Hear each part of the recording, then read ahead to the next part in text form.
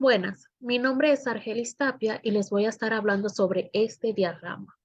Como primer lugar tenemos la relajación isovolumétrica, que en ella empieza el inicio de la relajación, o sea, en la diástole ventricular. Las aurículas y los ventrículos están relajados y la presión de las arterias pulmonares y aortas son mayores que la presión de los ventrículos. Esto produce que las válvulas aórticas y pulmonares se cierren.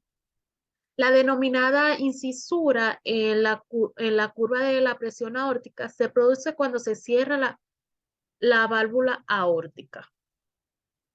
La sangre fluye por diferencia de las presiones desde las venas cavas y pulmonares hacia las aurículas. Las válvulas auriculoventriculares aún están cerradas. La sangre gradualmente se acumula y empieza a aumentar la presión auricular, que es la fase ascendente de la onda V, y en la curva de presión auricular. El volumen del ventrículo no cambia, aún no recibe sangre. Y en el electrocardiograma está finalizando la onda T, que marca la onda de repolarización ventricular. El fonocardiograma muestra un ruido, que es el segundo ruido, que se produce por flujo turbulento de la sangre a consecuencia del cierre de las válvulas aórticas. Como segunda parte tenemos el llenado ventricular rápido, que es la fase de relajación ventricular caracterizada por un flujo rápido y pasivo de sangre desde las aurículas hasta los ventrículos. Las válvulas mitral y tricúspide se abren y permiten el flujo rápido de la sangre acumulada desde las aurículas a los ventrículos. La presión de la aorta y arterias pulmonares sigue siendo mayor que la de los ventrículos, por lo que las válvulas semilunares se mantienen cerradas. Al inicio de esta fase, la presión de la aurícula disminuye al liberar su sangre hacia el ventrículo, que es la fase descendente de la onda V. El electrocardiograma es isoeléctrico durante esta fase, ya que terminó la repolarización ventricular y aún no inicia la despolarización auricular. En el fonocardiograma muestra un tercer ruido cardíaco, aunque generalmente es más débil y no se puede escuchar. El ruido se produce por la sangre al chocar con las paredes de los ventrículos. Como tercero tenemos la diástasis, que esta fase se caracteriza por un llenado pasivo lento del ventrículo conforme a la presión del ventrículo se acerca a las de las aurículas. Y no hay otros eventos importantes. En la cuarta tenemos la sístole auricular, que es la fase de contracción auricular y en ella se caracteriza por terminar de llenar el ventrículo. La aurícula se contrae y aumenta su presión, eyectando el volumen residual de sangre hacia el ventrículo. La onda a través de la curva de presión aórtica ocurre con la contracción de las aurículas. La sangre que llega no puede entrar a las aurículas debido a la mayor presión y se regresa a la vena yugular y en ella causa una onda de presión en el pulso venoso yugular. Al final de esta fase de sístole auricular, la presión del ventrículo se hace mayor que la de la aurícula y se cierran las válvulas mitral y tricúspide.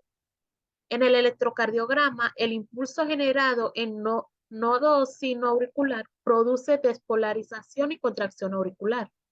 La onda P en el electrocardiograma es el registro de despolarización auricular. El intervalo PQ es isoeléctrico, mientras la onda de despolarización atraviesa lentamente el tabique atrioventricular y esta pausa es la contracción en la contracción es importante para permitir que los ventrículos se llenen completamente de sangre. En el fonocardiograma no se muestra, pero puede ocurrir un cuarto sonido, que es anormal y se asocia al final del vaciamiento auricular después de la contracción atrial y puede observarse en caso de insuficiencia tricúspide. Como quinto tenemos la contracción isovolémica. que es la fase de la sístole ventricular caracterizada por el aumento de presión en el ventrículo sin cambios en el volumen. Cuando el impulso eléctrico despolariza el músculo ventricular, la presión aumenta dentro de los ventrículos, pero las fibras musculares no pueden acortarse, ya que los ventrículos están llenos de sangre y la presión seguirá aumentando, acercándose a la presión aórtica y pulmonar. Las válvulas AV se cierran cuando la presión de los ventrículos excede la de las aurículas. Las válvulas al cerrarse se introduce hacia las aurículas y genera la onda C en la curva de presión auricular. El volumen de los ventrículos se mantiene constante. El electrocardiograma se caracteriza por la presencia de complejo QRS que registra los vectores de despolarización ventricular desde el haz de Is y el sistema de Purkinje. El fonocardiograma se caracteriza por la presencia del primer sonido debido a la turbulencia generada por la sangre al chocar las válvulas AV. En el último, la eyección ventricular es la segunda fase de la sístole ventricular y se caracteriza por la presión en el ventrículo que se hace mayor que el pulso en las arterias aortas y pulmonares. En este momento se abren las válvulas semilunares y la sangre es expulsada al corazón. La eyección ventricular se divide en fase rápida y fase lenta. En la fase rápida, las válvulas semilunares se abren al inicio de esta fase. La presión de los ventrículos sigue aumentando por arriba de la presión aórtica y pulmonar hacia alcanzar un máximo. La contracción ventricular empuja la válvula tricúspide contra la aurícula y genera la onda C en la curva de presión auricular.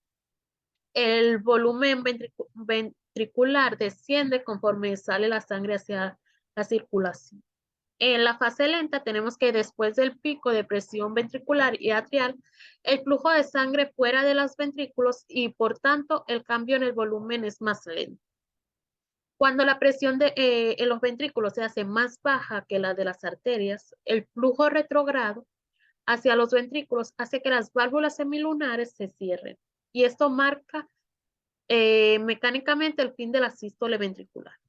Y se observa la onda T en el electrocardiograma. El fin de la onda T marca el fin de la diástole ventricular en términos eléctricos. Muchas gracias.